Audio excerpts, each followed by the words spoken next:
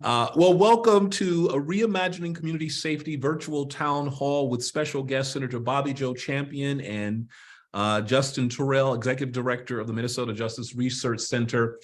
We are so very happy that you have joined us. This is being put together by the Reimagining Community Safety Committee at Plymouth Congregational Church. And I just want to take this opportunity to thank John Sartorius and Catherine Shreves and the Reimagining Community Safety Committee. I want to thank Elizabeth Glidden for all of her work, and she's going to become right after me to get this program underway. I want to get us started so that we can give our guests an opportunity to have a conversation with us.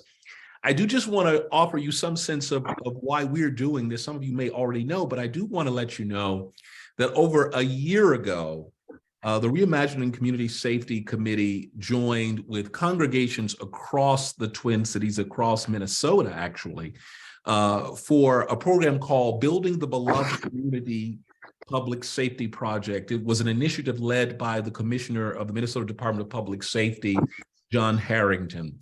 And one of the things that that was about was bringing together people of faith, people in church communities and faith communities, to bring to bear on the discussion of public safety, especially in the aftermath of police misconduct and the killing of George Floyd, but in general, to bring to bear our values and principles and sacred texts to bear on not only a discussion about public safety, but about what can happen legally and politically in making things right. So in essence, we want our faith to be actionable. We want to have our conversations make a difference, a real difference in our communities. And given what is still going on with police misconduct, the killing of unarmed people, and community safety issues, we know that this conversation needs to be more than just talking to ourselves. It needs to be about engaging our neighbors, and more importantly, given our guests, engaging our lawmakers and our public leaders.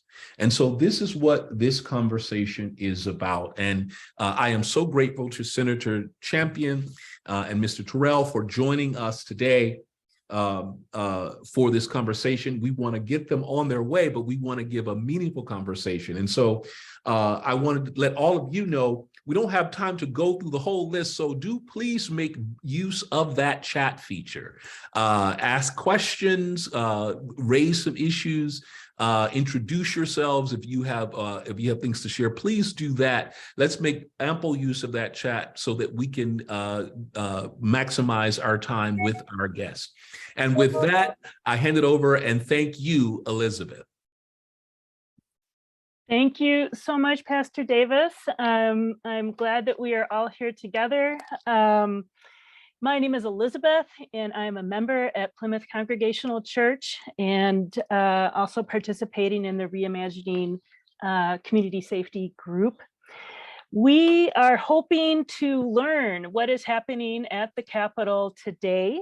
We are people that have hope and have conviction to take action. And this is really an unprecedented opportunity that we have to have an intimate conversation with the President of the Senate, Senator Bobby Joe Champion. It is such an honor to have you here, the first Black president of the Minnesota Senate, a Minneapolis senator who is the president of the Senate. I got to say that too, as a Minneapolitan. Senator Champion is a longtime lawyer, engaged community member, first elected to the House in 2008 and then to the Senate in 2012. And it really is an honor that his peers have said that they have faith in him to lead in really what is once in a generation opportunity with a surplus of over $17 billion and a trifecta, which gives an opportunity to hopefully align priorities between the House, the Senate, and the governor, who are all from the same party. So I wonder, Senator Champion, if maybe we could just start with asking if you would like to give some greetings to those who are here, and then just for you to know, then I'm going to toss it over to Pastor Davis for our first question to you. Sounds Welcome. good. Well, first of all, I hope everyone can hear me okay. Can you hear me okay? All right, good. I like to see those thumbs up. So first of all, let me stop and say thank you so much for inviting me tonight. And Pastor Dwayne Davis, he is such a jewel to not only this congregation and community, but also to the Senate. He is the Senate chaplain. So we are excited to hear his prayers and his wonderful spiritual salutations. And so for me, that's always wonderful. And of course, I couldn't mention him without mentioning Kareem Murphy, who I saw, that was the first picture that jumped up once you invited everyone in. So that's always wonderful to know that Kareem is with us, and he does great work at Hennepin County and also in the community, and we are grateful for him. And I could not be more happier than getting a warm welcome from Elizabeth Glidden, who I've known for quite some time, and she served us well in the city council. But I knew that even when she was done at the city council, she wasn't done making a mark on our community. And I'm so grateful for her, because she's always been just a joy to work with, and it's just a wealth of knowledge. And we know everything that she does comes from a great well. And so I sincerely appreciate you, Elizabeth, and your family. To all those who are here, Elizabeth did a wonderful job of really sort of setting up the fact that we have a trifecta. That means that the state Senate, we have a 1-vote majority. It is a very thin majority, but so far we've been doing great things in the House and Senate. We've been hearing a lot from people saying, why are you going so fast? What's going on? We are doing things in record time. For an example, reproductive rights is something that happened in real time to codify Roe. We've done things like making sure there are unemployment benefits for those on the in northern Minnesota. We've been doing just a number of things that's even coming up around lead service lines. There's been a lot of discussions about that, and I'll get to that. But also, let me say, Juneteenth as a holiday. You know, we are excited about Juneteenth as a holiday, because one of the things that and being the chief author, I've always said to people that we celebrate history, but we also use Juneteenth as an opportunity to recommit ourselves to freedom from isms, right? You know, and for us to really do a great job of rededicating ourselves. We also passed the Crown Act. Now, I know that Pastor Dwayne Davis and I, when we look at our crown, you wouldn't think that we would be the individuals pushing the Crown Act, but we are, because we want people to be free to be who they are and be able to go to work and school and wear their natural hair, and for them not to be discriminated against.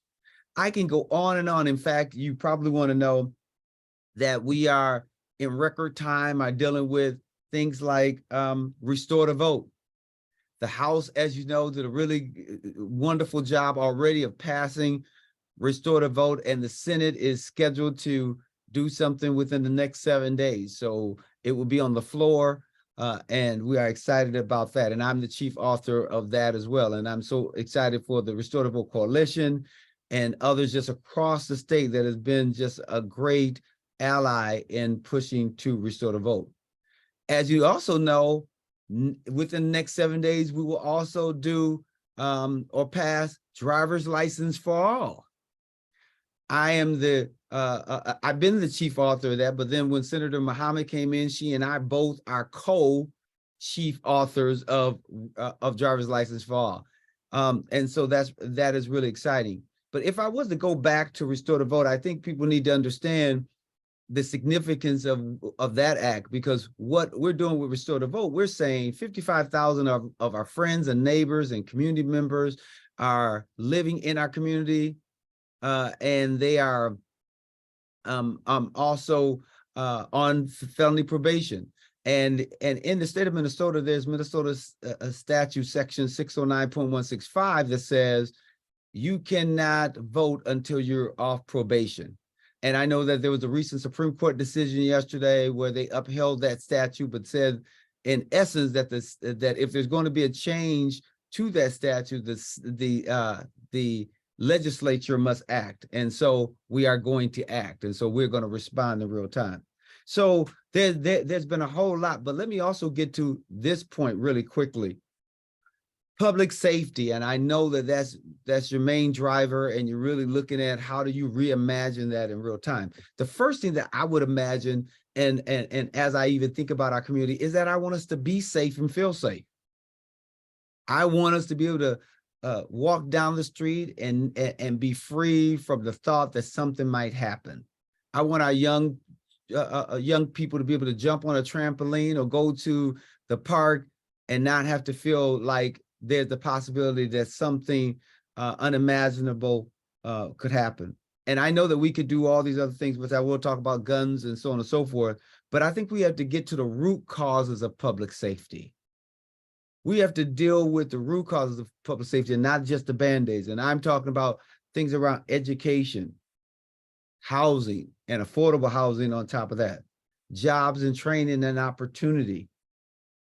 I think that we have to think about what are the things that would help people aid and abet them reaching their greatest potential or their God-given right? What are those things that would really help them when we think in terms of affordability of college, or if they want to go to vocational school, whatever that is. And I think we have to deal with the root cause of that. And guess what? We have to get guns off our street. You know, when I heard the pastor talking earlier, just think about this, that we have an extraordinary number of young people and folks in our community who have more access to a gun than they do a college scholarship. They have access to a gun even before they have an opportunity to make a family sustaining wage. I think we have to deal with that in real time. And when it comes to guns, I think that we should and we must act on universal background checks. I think that we have to say, hey, you know, there's nothing wrong with making sure that individuals who want to exercise their Second Amendment right, they can do that, but they have to do a background check, and we have to close the gun show loophole. I think that we have to do that. I think we have to deal with straw buyers. We can't continue to let people go in stores and start their own sort of private gun stores by purchasing these weapons and then turn around and selling them to people who really shouldn't have them. I read one story where there was a woman who bought roughly 60 plus guns in 1 month.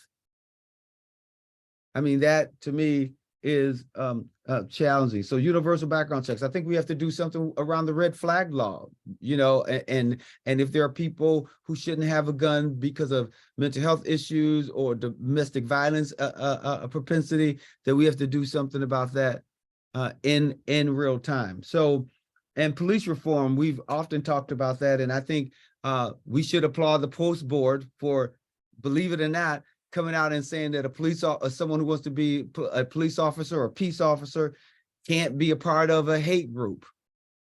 You know, I think that there are other things that they are doing and that they should do, and that we want to support that.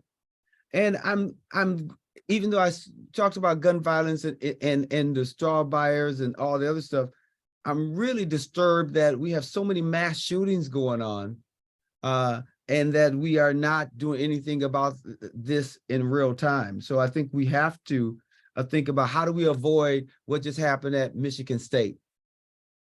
How do we avoid what just happened in El Paso or in Walmart? And I know that there should be and must be some support around mental health services.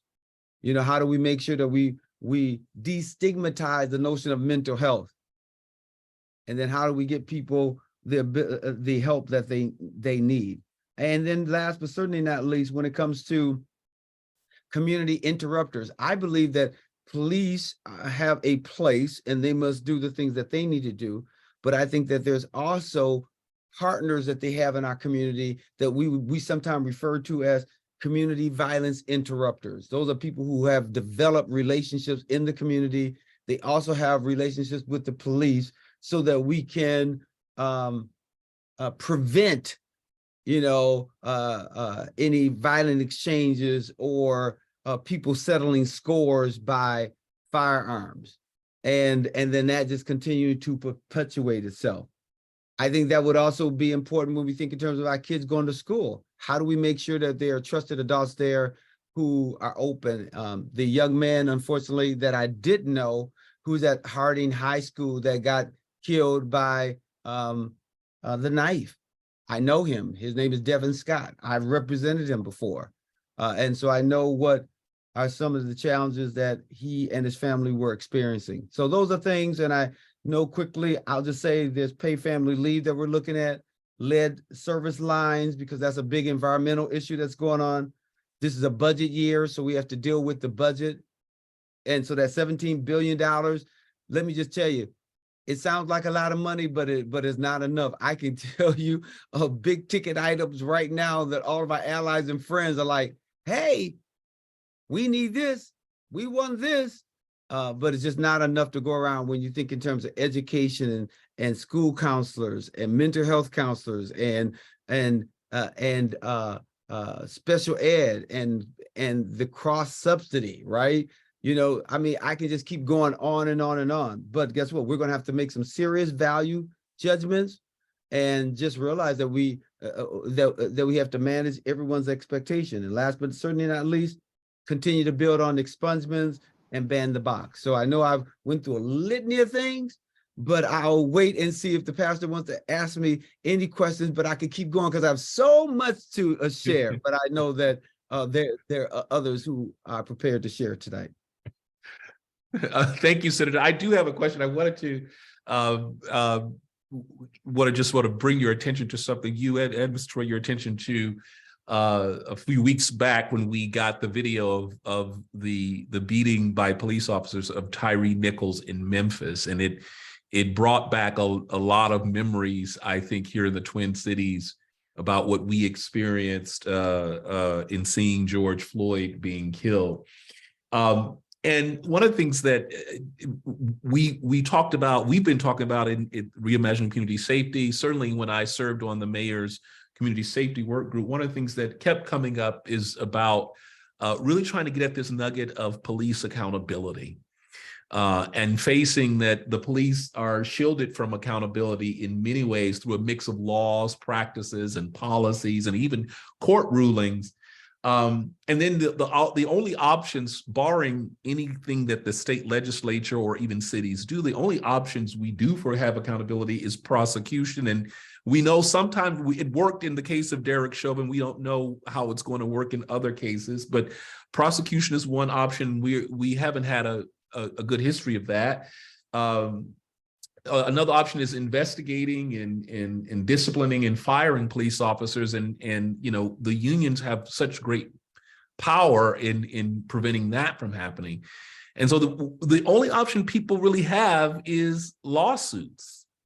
And that, I think sometimes we think that's accountability, but in the end, when you look at what's going on, the police aren't being held accountable. I think in that case, that's the taxpayers. Mm-hmm. We pay out those judgments, and that's who's paying it. And the police don't lose money. So I guess the big question I have for you and the work you're doing, what are the possibilities? And again, I'm not going to go to the specifics because I'll have some, but I just want to know in your general, what are some ways we can get at this issue about police accountability? It's the question. And I know people talk about qualified immunity, but I just want to hear it, given those things that we know happen. What are the possibilities? What is the way that we can prevail upon legislators? How can we talk about it differently? How can we get at this in a different way? Pastor, I think that's a very rich question that you asked, and it's a big question. And I think that is a very complex one that must be dealt with on the level of complexity that it presents. You articulated with clarity all the moving parts. Like for an example, I think that we have to really from every corner of our society hold police accountable. That is even in our expectations, right? Because there's sometimes a real difference between the way police behave in traditionally, Black communities or the urban corridor, and how they deal with, whites, right? And I think the incident that affected so many of the others that we can name, but we often talk a lot about George Floyd, we got a bird's eye view, a camera shot to really see what happened and the cavalier attitude that happened on that particular day. And then we end up just seeing it again with Tyree Jones, I think is his name, where the reporting didn't line up. They said things happened that didn't happen that they can't prove, right? And here's the interesting thing. Derek Chauvin was white, but the officers who dealt with Tyree, I believe his name is, were Black, right? And so we can't just say white police officers. We got to now deal with a system, right?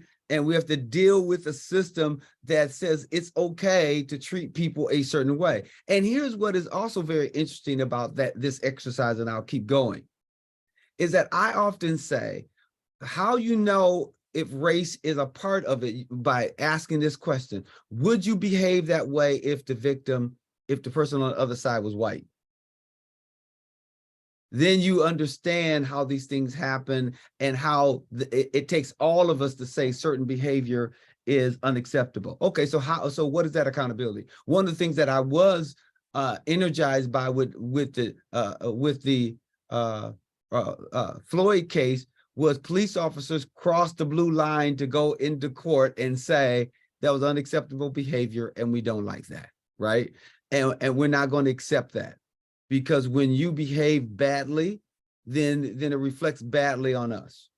The second thing that we have to do is we do have to make sure that we empower the post board so that they can take direct actions on their license.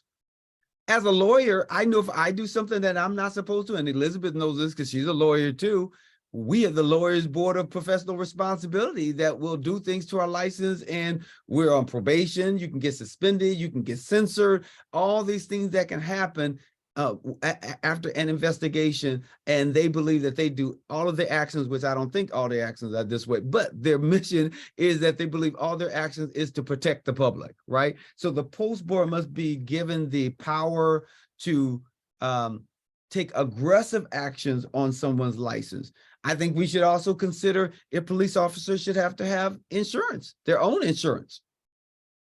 And that if they are charged with malpractice or anything else, like a doctor or whatever, their insurer would have to step up. Because that gets to your point, Pastor, where it is true, when there's a lawsuit against a police officer, it's the city that pays. Therefore, the money that the city has in its coffers come from taxpayers. So we are paying money to keep us safe, and we're paying for someone else. And so I do think that we have to deal with that. Unions.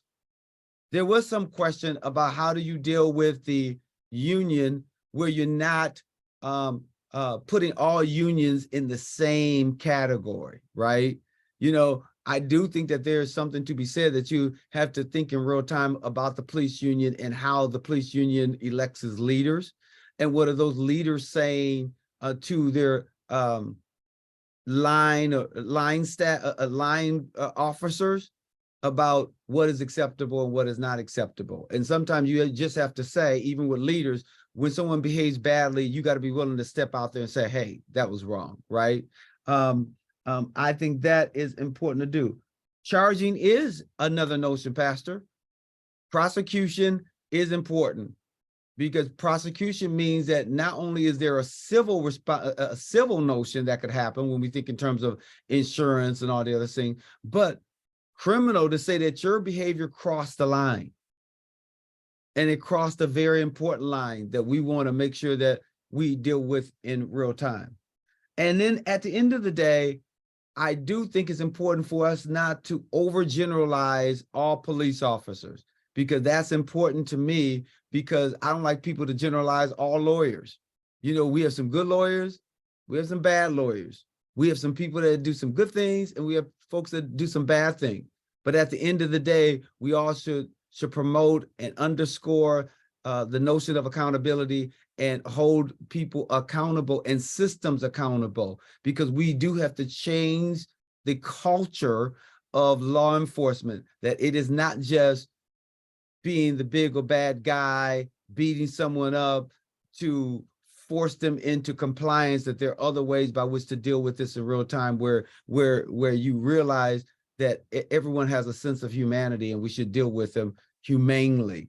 So, Pastor, I think those are some of the things, and I'll be happy to answer other specific questions if you have any. But I do think that we have to deal with, you know, this issue of qualified immunity, insurance, post board, charging, and all those other things that I think will help get to some of these places or spaces where we want to be safe. Thank you, Senator, and I really do appreciate you bringing up the post board issue. I think that we do really need to empower the post board in that regard. Elizabeth, I hand it back to you. Thank you so much. I just want to alert Senator Champion. I've been told that you need to leave at 7:30, and I really want to respect your time, because I know it's hard. I wonder, just knowing this might be the last question we have, you mentioned so many things, and I will just say I just am itching to ask about a lot of these. But you are working with, a slim majority. You are trying, you have a position as a president where you're trying to figure out how to move issues where you can move them through the caucus or whatever is that bipartisan agreement. What advice would you have for us on what might be, a couple of these maybe top key issues that might be moving forward, and how can we help? Ooh, that's a really good question. So let me tell you this. It is true that we have a 1-vote majority, and it's important for us all to stick together in order for important public policies to pass. So some of the things that I think would be important, because you're talking a lot about public safety around guns, right? How do you make sure that you contact, why don't you contact some of your friends that may live in some of these other districts, like up on the Iron Range, for an example, so that they support Hochschild. So he feels like if he has to take a tough vote around guns and what that means, that there are folks in his district that will support him making those hard calls, right? And taking those hard votes. But that also means that you have some folks who live in Republican districts where they're purple, right? And they're close enough where you can persuade them to do the right thing around, guns, for an example, or even restore the vote. Do you realize that we will pass restore the vote, but there'll be those who will get on the floor and will call them, convicts and unseemly language, right? So anything that you think is important, we hope that you'll get on the phone for. Paid family leave.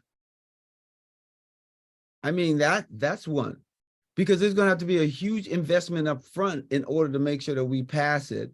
And so I just think it's important for one to do that. The legalization of marijuana. What does that really look like if we want to do that? Where will the tax proceeds go? Do we really believe that there should be more investment in mental health and education and in traditionally disenfranchised communities around affordable housing? Where should those revenues go? You can speak up and speak to the question, because we do believe it's important. And last but certainly not least, because this is a budget year, I really try to remind people to say that our budget should reflect our values. What investments are we doing around education and our children? Higher ed, healthcare, you name it. You can just fill in the blank. I just think it's important that we join hands with our allies across the state, target members who may need a little more love than our Democrats, but also target some of those Republicans who are in purple districts, and really tell them, hey, I'm a constituent That translates to us. And you know this, Elizabeth, the moment someone tells you, I'm a constituent, what do we hear? This is a voter, right? And so I want to make sure that I'm doing the things that I need to do in order to make sure that I can get their support going forward. So those are some things that I can think of, and I'll be happy to take a couple more minutes if you need to ask me another question. Thank you. Well, I appreciate you offered maybe to take another question. I wonder if I could follow up on one of the issues that you put out there, which is you actually, mentioned some issues that I know are controversial policy issues. I actually hadn't heard that a bill might be anticipated about the insurance for police officers. I'm curious if you think some of those issues, qualified immunity, that's also one where I don't think there's a bill yet this session, is an issue where there's a variety of opinion on that. How are you thinking about some of these issues that are really pushing the envelope on how to create a new system of accountability for police, and whether those might have some momentum this session? So you're right. When you talk about, some of the issues that I just talked about that people are thinking about, but understanding that we have a slim majority, the possibility of them getting across the finish line, I don't see that as a great possibility, but it is always an opportunity to have these sort of discussions. One of the things that's happening with the Democrats, especially in the Senate, is that we have these robust discussions, right? And that we at least talk about there are other things out there that we need to be thinking about as a way to put a placeholder and to talk about it and slowly but surely create more engagement around it, right? And so I think most folks need to understand that getting things through a legislative process is a long process sometimes. And even though like right now, this year, it seems like things are happening pretty fast, but you not know that I did like driver's license for all like in 2013 and 2015, right? Or restore the vote. I'm not the only one who's been carrying that. Keith Ellison carried it when he was there and others carried it. And so now we have a chance to potentially get it across the finish line. But it started with an introduction of a bill or discussion of policy that seems far-fetched, that you talk about over and over and over and over again in hopes that it will land upon a solid footing or solid ground, and people will embrace it and think about it differently and be very creative about what they can or cannot do in order to push their policy forward. So we can all, call our friends and engage people. Well, I appreciate so many things that you have said, Senator Champion. I just want to call out for the guest here, what he said about opening policy space and the length of time that it takes to move major issues, and your work along with others on Restore the Vote, ban the box even, which you mentioned. That's an issue I know that you have worked on for a very long time, and so many others. I think I would just like to say thank you so much, Senator Champion. I know I have some questions in the chat where folks are wondering if you'd be willing to consider questions we might forward to your office. We have just enjoyed this time so much with you, and appreciate your insights so very much. Thank you again, and I'll be happy to entertain those. You can get those to us and we'll respond expeditiously. And thank you again, Pastor, and everyone that's on the line. And Elizabeth, I can't tell you enough how much I always appreciate you. Thank you so much, Senator. Appreciate you as well. And thank you as well to Shamika, who is here with Senator Champion. Thank you for all of your work. As we move on, I want to see, is Justin here? Welcome, Justin. Here we are. Welcome, Justin. I want to just have a moment to introduce Justin Terrell to everyone who is here. Justin is the executive director of the Minnesota Justice Research Center. This is a nonprofit organization that is working in the areas of research, education, and public policy on creating a system of justice that reflects values of accountability, transparency, equity, and more. Justin has a long career as both an organizer and a public policy professional. I don't know that I'll go through everything that you have done, but he really brings, I think, a really unique set of experiences that allow you both to motivate in that public policy world, but also connect deeply to those who need to be listened to and be motivating these public policy changes. And so I really appreciate that. Justin, we've heard a lot from Senator Champion here about things that are moving forward at the Capitol, from working on root causes of reimagining public safety to some of the, I think, innovative public policy areas. I wonder if you could just talk to folks for a minute about how you and your organization are looking at how to set priorities from these very many issues that are before us, and what guides you in how you're looking for items to set for that policy priority setting process. Well, thank you, Elizabeth, and for having me, and thank you for everyone for being here. I feel like you've heard the important presentation from Senator/President Champion, and I really encourage folks to take his words to heed and to follow up. And Shamika's great at following up with folks. I see her comments in the chat, so I just want to echo those. And Pastor Davis, it's always a pleasure. And I thank you all for hosting this conversation. To answer your question, Elizabeth, and obviously thank you for all the service you've provided to the community.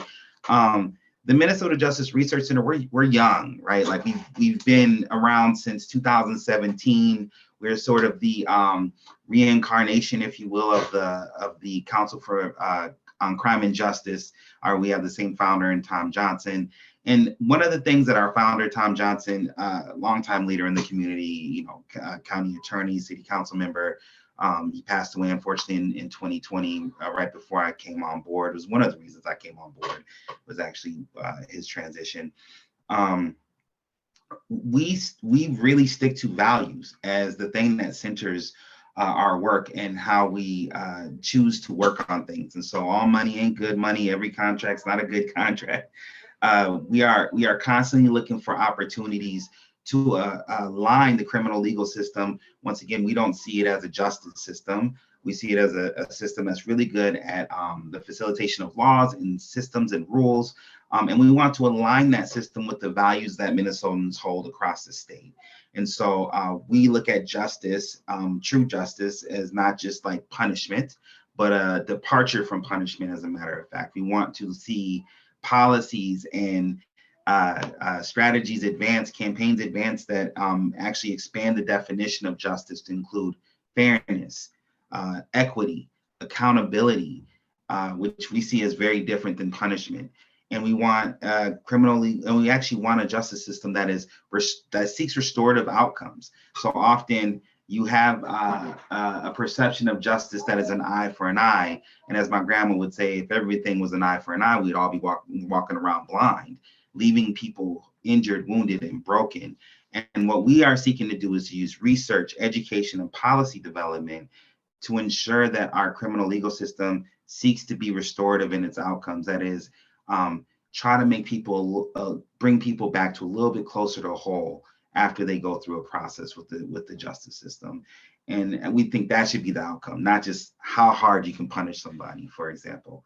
So the policies, and I can go through them, I think Senator Champion listed quite a few, are policies that we believe do that, policies that advance fairness, equity, accountability, and restoration.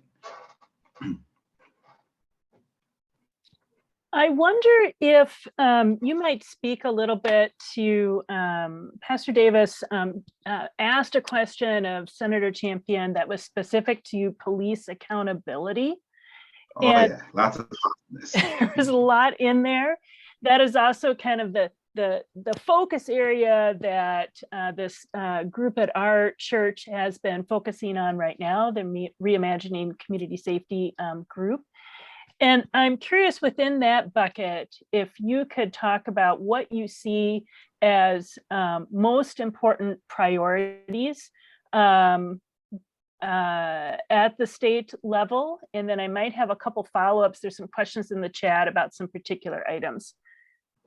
Yeah, I'm happy to. So one of the reasons I'm excited to talk about police accountability is because I spent all day in community. So I spent the first half of my day with Black pastors at the with Pastor Babington's Stair Step Foundation.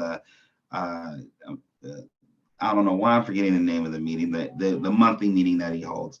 And then I spent the second half of my day on a ride along in Senator Champion's district in North Minneapolis, and watched community members actually disrupt violence in real time. Students at North High, staff, neighbors checking on each other, all those things. That's the day I spent today. So I have a lot of thoughts on how we do policing in the city of Minneapolis and across the state.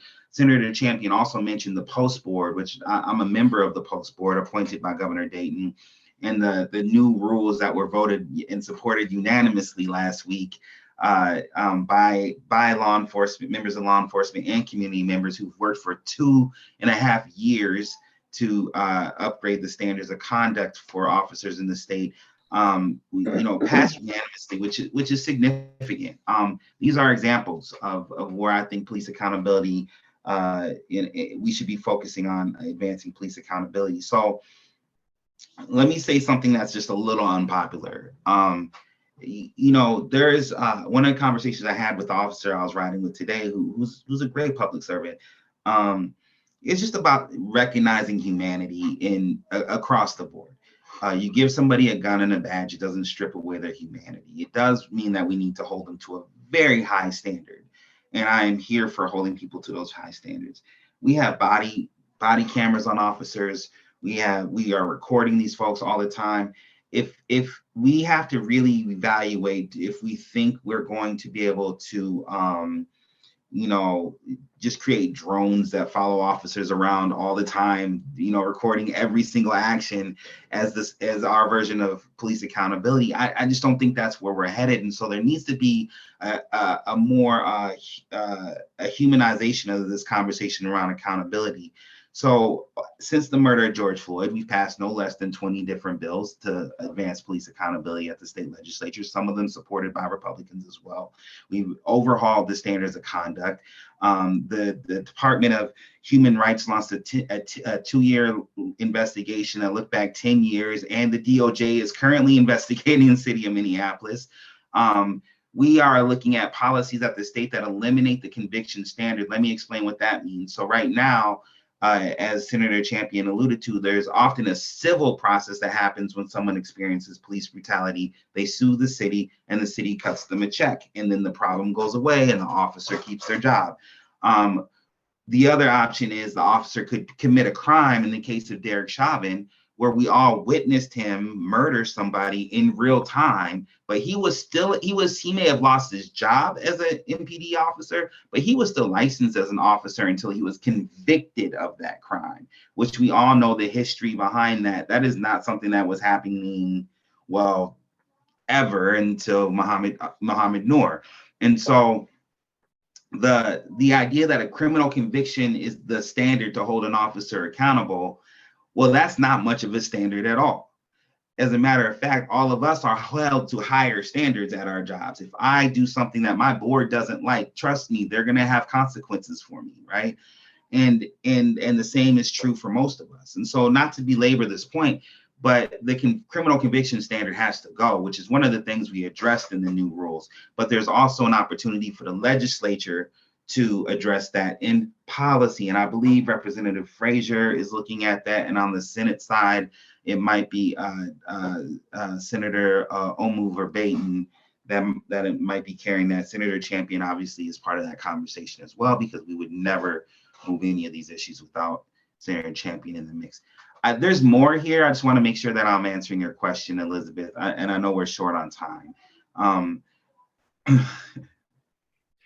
We are. I think one of the challenges is this topic is big, it is rich, and this is also why I think we're going to hear as we close just the importance that this is not a one-time event we're hosting or a one-time engagement or one-time conversation that we're having, but that we're giving ourselves the muscle essentially for how do we stay in this for the long haul? What does that mean?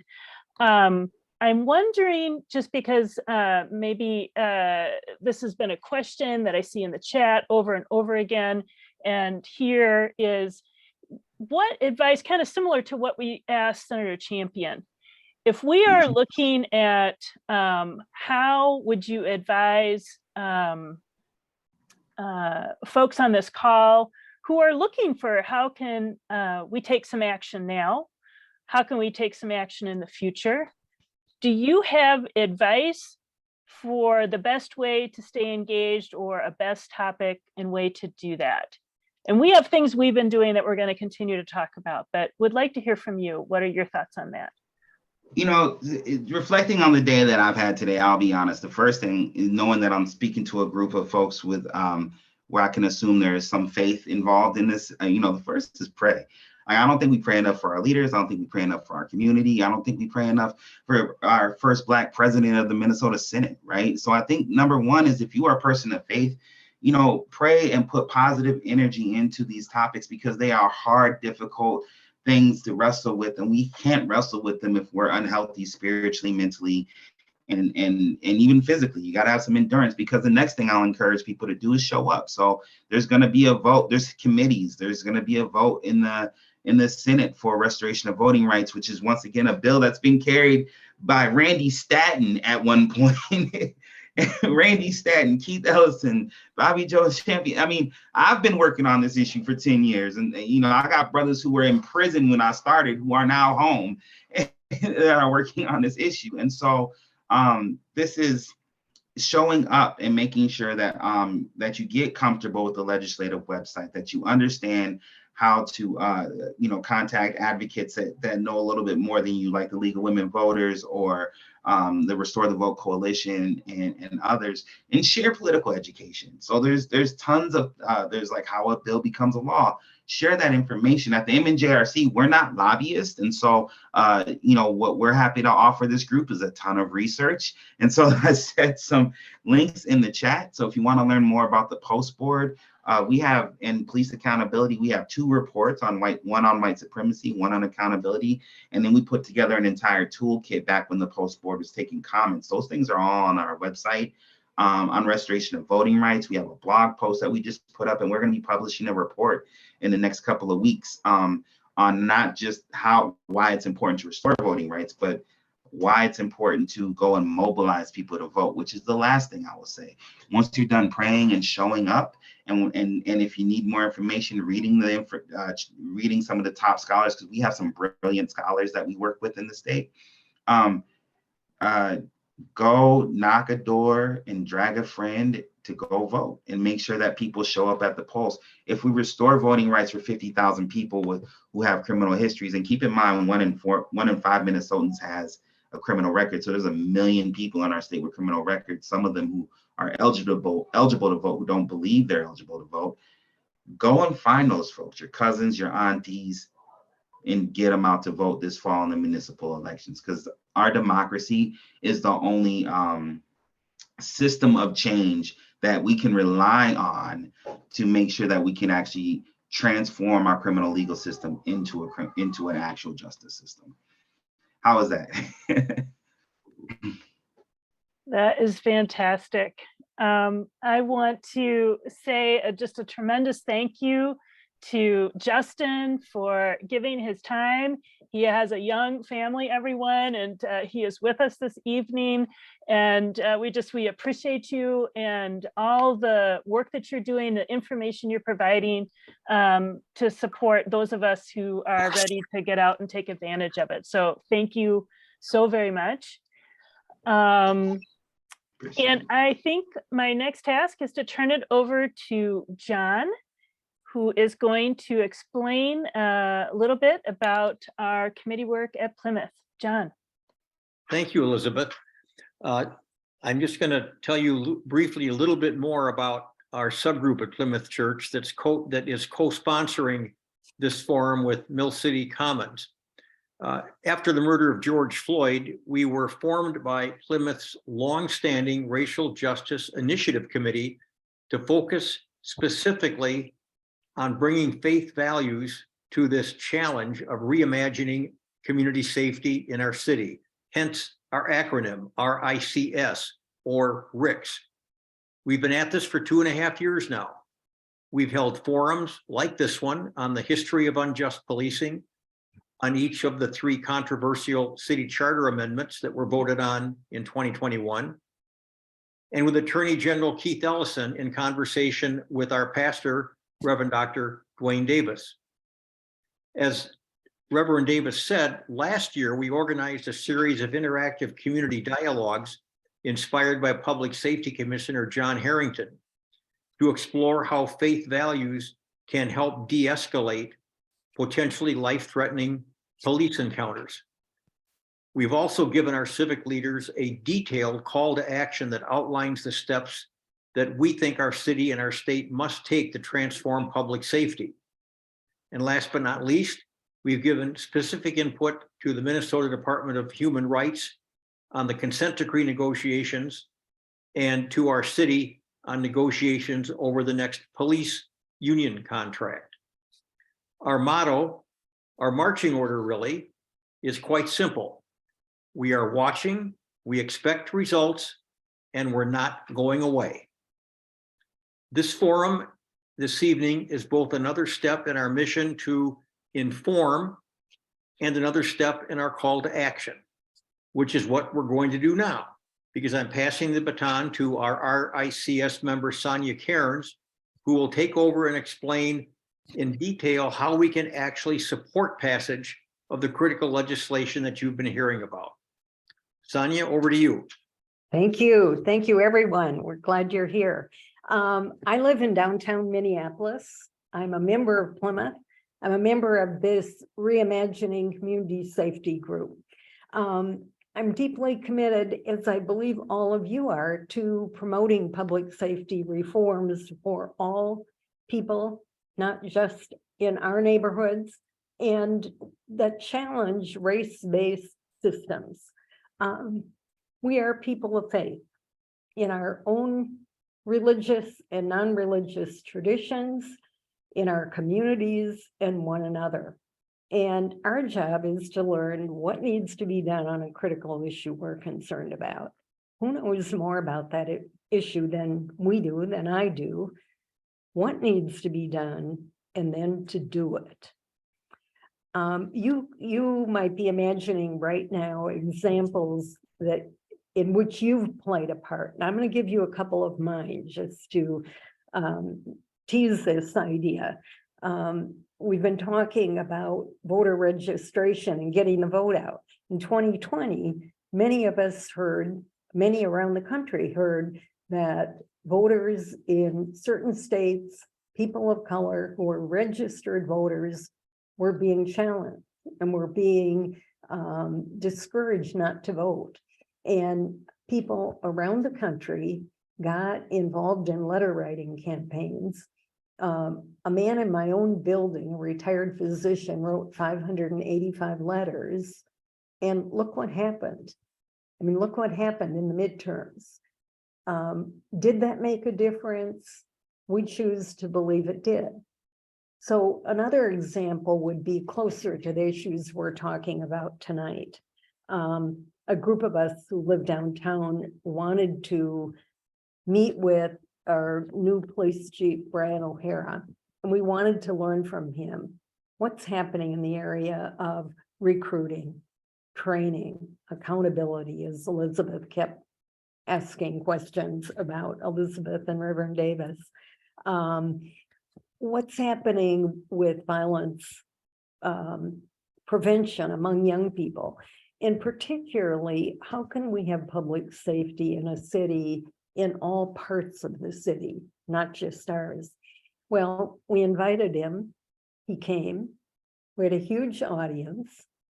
And he talked about his vision, about some promising programs. He talked about some crime statistics that are getting better very, very gradually. And I think our group asked him 35 or 40 questions. He answered them all.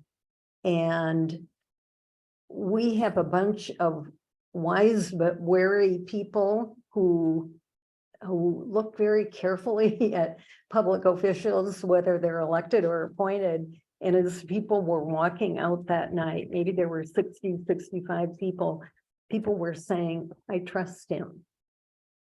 Well, they trust him because they, first of all, asked him to come. He did come. He answered our questions. And it's our way of figuring out what and how we can take action. So now back to our evening. We're right on the brink of closing this meeting. And what we really want you to do is to think about the issues we talked about tonight. You're also going to tomorrow, I believe it's tomorrow morning, but it will come shortly. You're all going to get an email with a list of pending legislation so that you can look at a list. And then in the chat box, we have a script that you can use to contact various legislators. Certainly Senator Champion is at the top of that list, but it will also help you figure out who your legislators are if you don't know. And we invite you to both look at the chat tonight, but know that all that information will come to you tomorrow, or perhaps Elizabeth or John can tell when that email will go. One of the thoughts I also had is that we have now this very good information from JRC resources and from Senator Champion's office. Maybe that can all go in the email, but we're just inviting you to do what you have done with other issues and to come to the point, if you aren't already there, to take action, to join us. And I want to remind you of our motto that we're watching, we expect action, and we're not going away. We would like you to join us in that effort as we contact our public officials and appointed officials. Thank you very much. And I think, Reverend Davis, it's your turn to close us. I just want to give you all a huge thank you. You continue to just do great work. I want to thank everyone in the Reimagining Community Safety Committee. You do wonderful, wonderful work. And the beautiful thing is too, given your motto, this community knows all about you. Just a quick anecdote. I was attending Congresswoman Ilhan Omar's Black Leaders reception on Friday. And people were talking about certain issues. And I heard someone say Plymouth across the room, and they were pointing at us saying that if you want someone to get involved, and it was about public safety, if you want someone to get involved, you need to know Plymouth Church. And they were talking about the Reimagining Community Safety Group. So your work really does speak loudly, and I so appreciate you putting together this. And I want to close with this. You know, one of the things that I've really been excited about seeing at the legislature, the good thing is I only get to go up there now to pray, and I get a chance to talk a little bit with the senators. But what has really been exciting is that, as you heard the senator and Mr. Terrell talking about, we are finally at a point now where we are not just looking at a wish list. We are working with a checklist. Some of the things that people have been working on, it is starting to bear fruit. And so the work that you will do, the work that the Reimagining Community Safety Group is doing right now, and the work that you're going to do, you're planting seeds, you're laying the groundwork. This will bear fruit if we stay true and stay faithful. And so I want to thank you all for doing this. I want to just welcome you to the work for those who are considering it. And please, please don't hesitate to ask questions and get involved. I really appreciate you. May God bless and keep you. May God's face shine upon you and bring you peace. And we'll look forward to doing good work with you, because I know you're going to do it. God bless you.